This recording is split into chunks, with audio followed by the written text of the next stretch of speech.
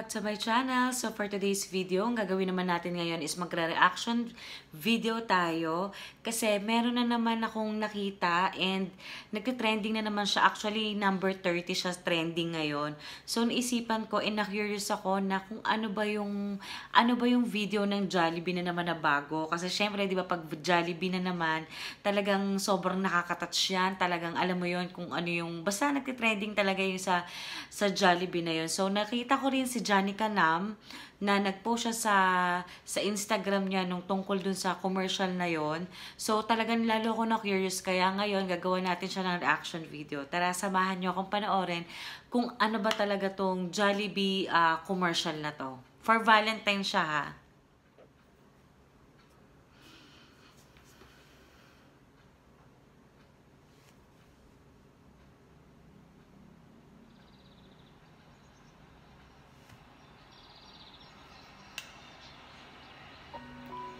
Inspired by a true story talaga din siya, no? Lahat tayo naghahanap ng the one. Pero paano kung dalawa sila? Oh, interesting choice yung ano niya, title.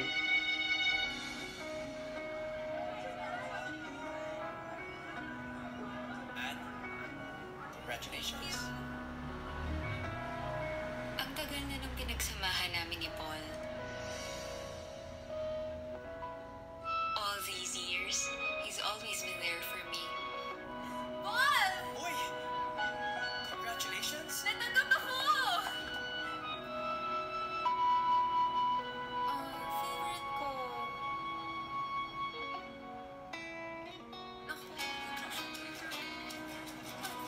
Parang mag-best friend. Parang best friend ba to? Si Jay naman, bago lang sa buhay ko.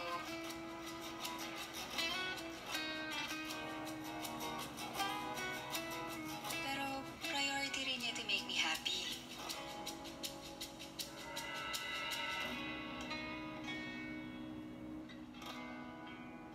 Thanks for the help. Si ano to parang yung sa Sure. PBB ba to? Parang sa PBB yata to.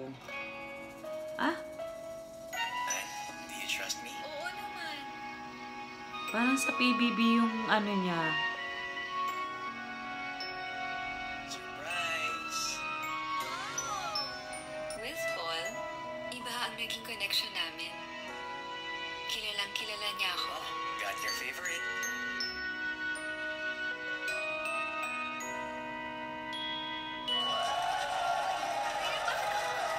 Kay Jay naman, somehow mas nakilala ko ang sarili ko.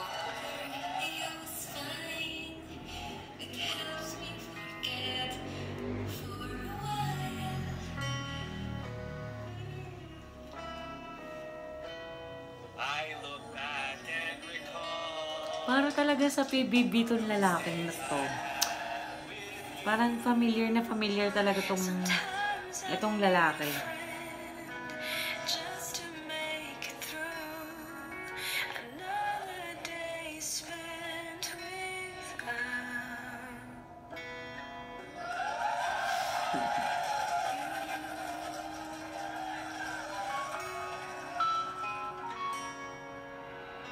Paul, naniniwala ka ba na sa dami ng tao dito sa mundo, may isang destined para sa'yo?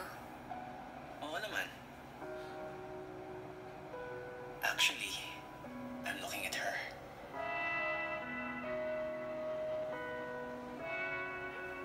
Sa'yo? Han? Sa dami ng tao sa mundo, naniniwala ka ba na lahat sila may isang destined for them? Sinabi rin niya yun sa kaibigan niya. Siya naman na nagtanong ngayon. Hindi. Until I met you.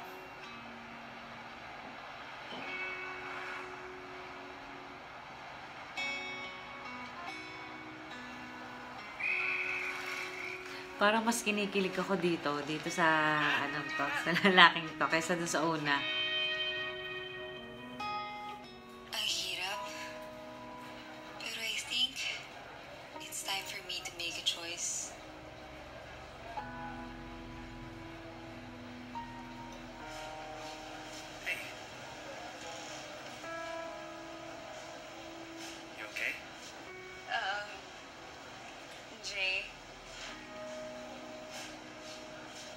First of all, I wanna thank you sa lahat ng ginagawa mo para sa akin.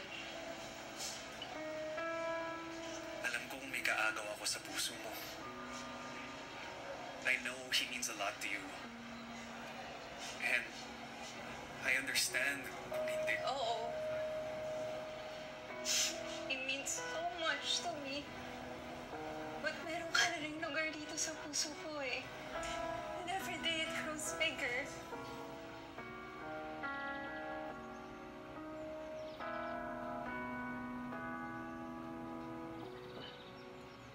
Parang hirap sa kanya talaga, no?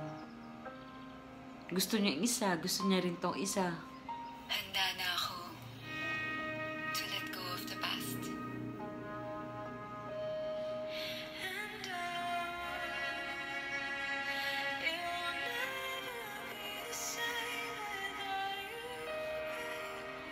Ah!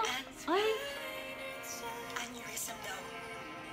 The doctor's trying. Kinilibutan naman ako. He's gone.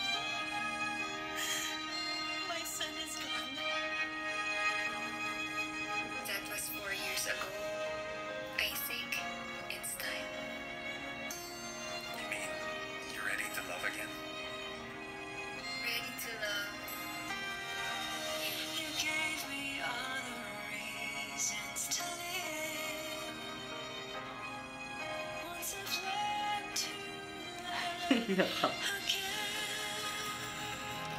Mawalan ka man ng minamahal, hindi mawala pag-asa magmahal mo.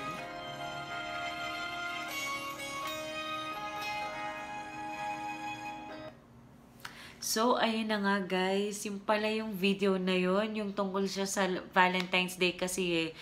So, yung pala yung video na yon, ang nangyari pala doon is talagang namatay pala yung lalaki, no?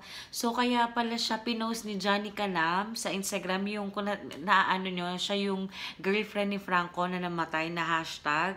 So, siya yun. So, yung kaya pala siya nakarelate. Siguro nakaka-relate siya kasi, syempre, di ba para bang halos 1 year na yung namatay yung boyfriend niya. So, parang hindi matatapos yung pagmamahalan nilang sa isa't isa, di ba? Syempre, kahit na ganun yung nangyari. Pero syempre, kailangan pa rin talaga ni Nam nang magmamahal talaga sa kanya na talagang totoo, parang ganun. Totoong tao, parang ganun. So, ayun pala, yung nagtitrending. Tsaka, na-curious talaga ako nung nakita ko yung post ni Johnny Canam. Kaya talagang lalo ako napatingin sa commercial yung Jollibee. So, tama din naman yun, no? Talagang meron at meron na katadhana talaga para sa'yo. And hindi man yung dumating ngayon, pero dadating at dadating yun sa tamang panahon talaga. Kumbaga, mawala man yung taong minahal mo ng sobra, tapos hindi mo alam na meron palang mas may mas dadating o may dadating at dadating talaga para sa'yo. So, ayun nga, tama nga naman, no? Parang kinilabutan ako bigla nung naano ko yung video na namatay yung lalaki. Kasi noong una hindi ko pa masyado magets na yun yung pinakakwento na nawala pala yung lalaki. So, ngayon naisip ko na kung bakit talaga siya inilagay ni Johnny Canam sa stories niya. So, ayun lang guys, ang ating video reaction for today. And ang ganda ng video na yun. Ang ganda-ganda talaga ng video ng Jollibee talaga kahit kailan. Kahit ano yan. Kahit mapapasko o kahit ano nilalabas nila. Talagang sobrang ganda talaga ng mga short film nila. So, ayun lang guys sa ating reaction video. And sana panoorin nyo rin siya. And talagang katulad ngayon, kasi ako as in ngayon ko lang talaga siya pinanood na ngayon habang nagre-record ako. And makikita mo talaga yung totoong magiging reaction mo kapag first time mo pa lang siyang pinanood. So, ayun lang guys. Hanggang dito na lang ang ating video for today. And please don't forget to like and subscribe to my YouTube channel. And please click the bell button para ma-notify ka sa mga susunod kong videos. See you on my next one. Bye!